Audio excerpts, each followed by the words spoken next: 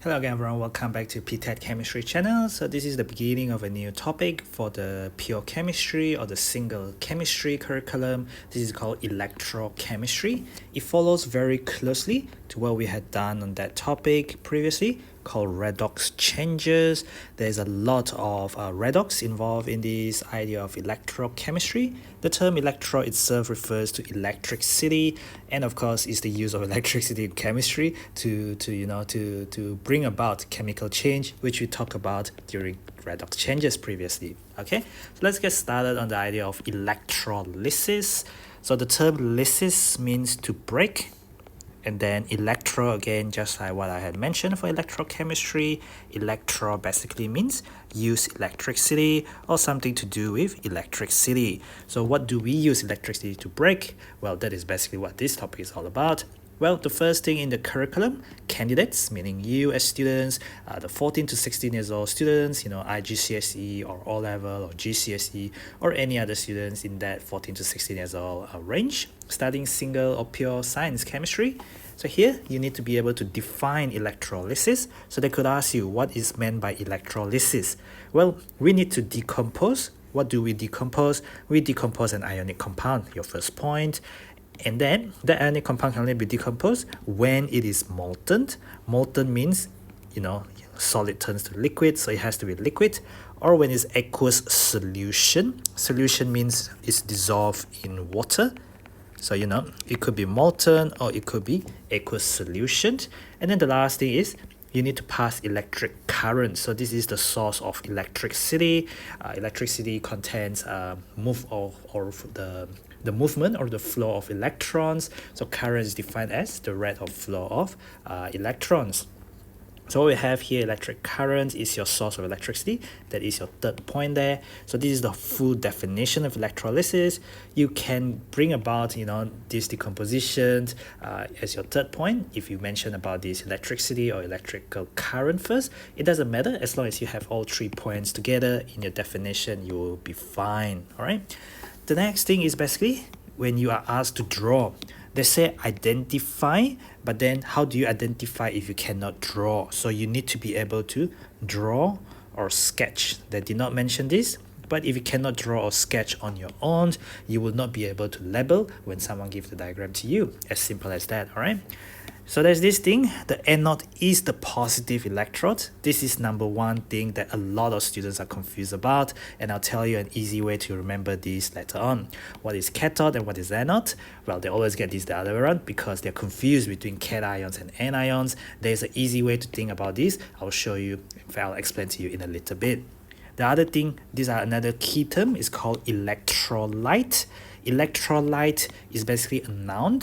Electrolysis is also a noun, but electrolysis is the process. Electrolyte is the object. The object to be electrolyzed is called electrolyte, and that object that you're trying to, pass electrical current through it is either a molten, meaning a liquid substance of this ionic compound, or when you dissolve it in water or an aqueous substance that undergoes electrolysis. This is basically the definition of electrolyte. The last thing I'll talk about in this lecture tutorial is to describe the transfer of charge. You see this thing, the transfer of charge? It's basically the electrons that flow, the electrons that move. We talk about gain or loss of electrons, and we do this by writing half equations, something you have come across in this topic called redox changes. Redox is a type of chemical reactions where you have both reduction and oxidation happening in the same reaction, or in the syllabus they say reduction and oxidation taking place simultaneously. So we have that acronym. Oxidation is loss of electrons. So you need to add the electrons on the right side of the half equations, whereas you also have reduction is gain of electrons. So you gotta have adding of electrons on the left side of your half equation. there are half equations which must be balanced with electrons, and then when you combine the oxidation half equation and the reduction half equation, you can get a full redox equation with the electrons cancel out, because you know how to do lowest common multiple, as we talk about in that topic called redox changes. I suggest you go back to that topic if you don't feel confident with these, because you need to be able to do all those half equations, balancing atoms, balancing ions. Those are all from the year 9 topic on redox changes. Anyway, let's get started. So part of this topic is about definition. Let's just redefine it. Electrolysis is basically, we need to talk about decomposing the electrolyte. The electrolyte is basically ionic substance. We really must talk about ionic substance. You should really include this in your notes.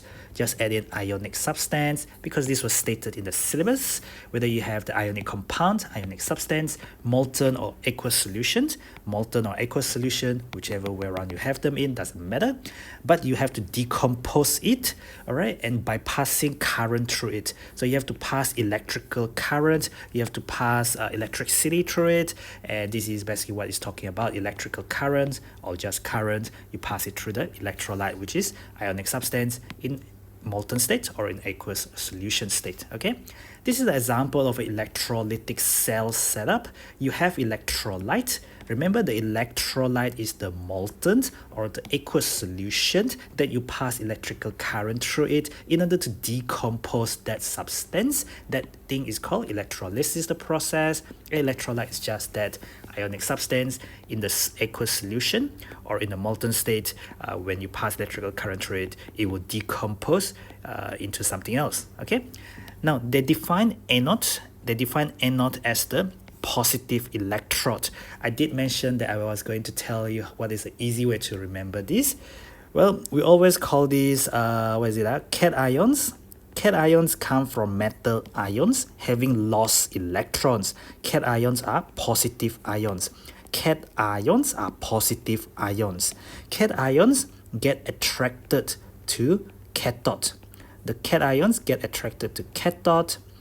Positive does not attract positive terminal. This is ion. This is the terminal on the electrical setup. Because the positive always attract negative, this makes cathode as negative. On the other hand, I have anions. So anions are negative charge. We are not talking about electrons, yeah. I'm talking about anions. Anions are negative ions. These are year 9 atomic structure. So anions get attracted to anode. Negative will attract positive. So if your anions are negatively charged, what does this make the anode? The anode must be positively charged. That is how we can get anode as positive charge, because anode attract anions. Anions come from non-metals gaining electrons to form negative ions in order to achieve fully fill outer shell, fully fill electronic shell. There is outermost. These are all year 9 chemistry content under atomic structure, under bonding, and then we are just using the ideas to carry forward to think about the charges of cathode and anode as a result of where the cations get attracted to and where the anions get attracted to. Number one mistake with students, they always talk that it's the same charge as the cation, but positive will repel positive. Positive does not attract positive. Positive get attracted to negative charge there. So be very careful. Now, what else do we know? We know that we have to gain electrons at the cathode. So it's called REDCAT as the acronym. So what does REDCAT actually mean? It means reduction happens at cathode. Reduction happens at cathode. And this brings back to our acronym from redox changes. Reduction is gain of electrons, which is why on this diagram, what do you see in this electrolysis? You see these electrons. The electrons go to the cathode. Why? Not because the negative and negative, but because you have to gain electrons at the cathode for electrolysis. Because reduction happens at cathode, therefore you gain electrons at the cathode. When you gain electrons at the cathode, the electrons come to you, which means if REDCAT is true, reduction happens at cathode, where you gain electrons at the cathode, the electron must come from somewhere. Where does the electron come from? Well, the anode has to lose the electron because that's where oxidation happens.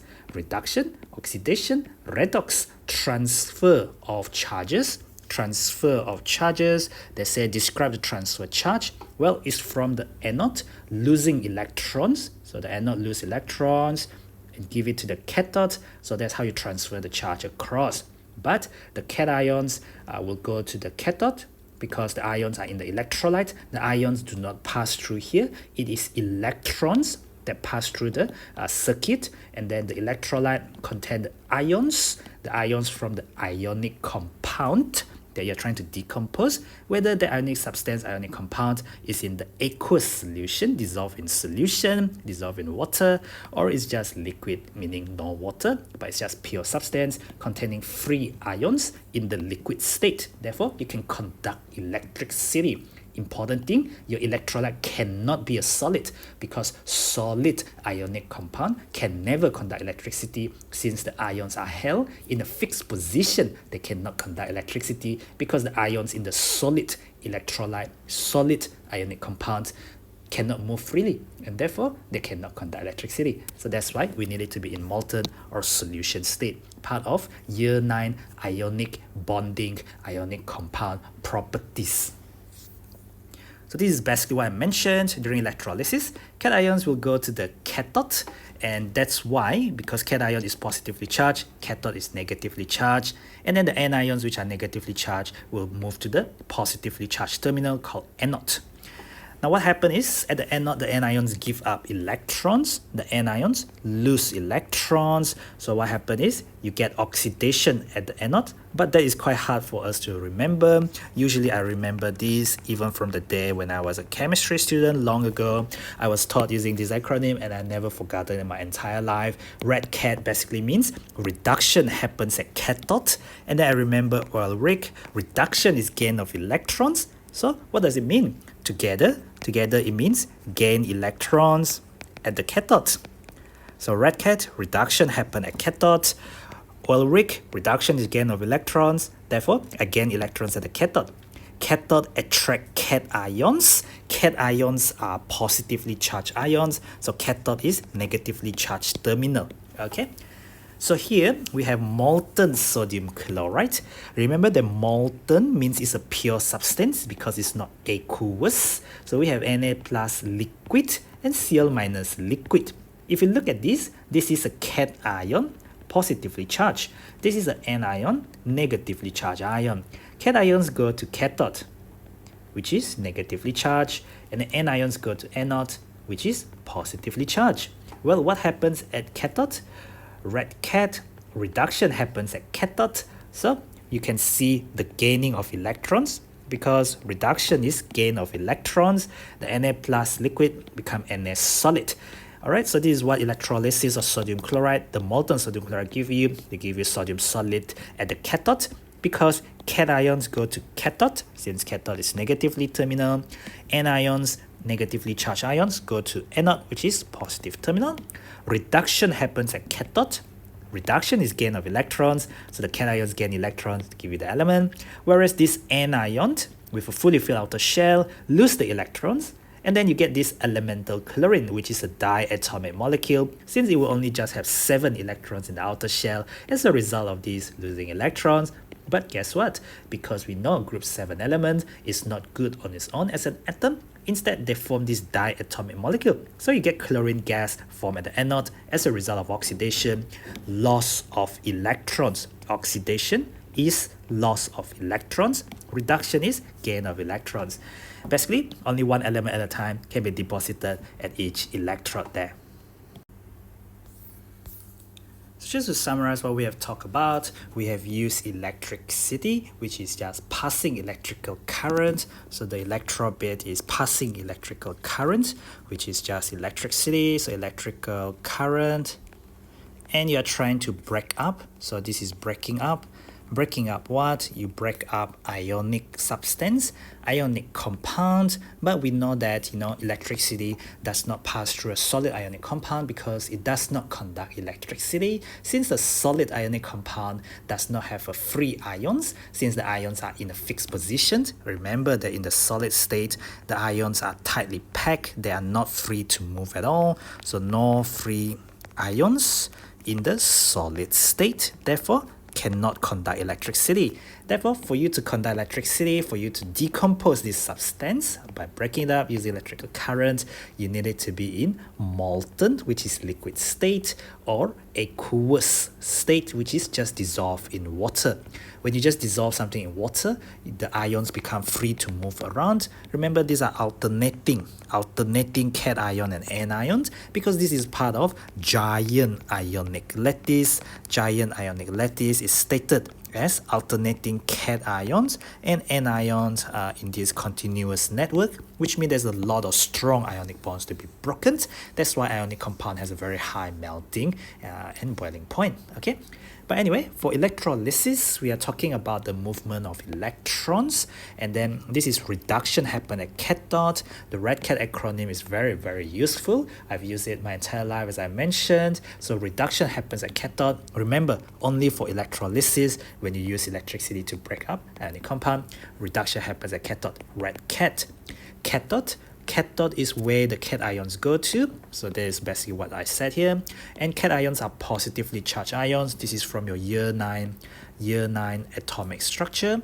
So if you have positive ions and positive ions go to cathode, therefore cathode is negative terminal or negative pole. Therefore, if you can work this out, you can do the same thing for anions. Anions are negatively charged, and therefore anions go to anode, and since anions are negatively charged and you get attracted to anode, so anode is going to be positive terminal.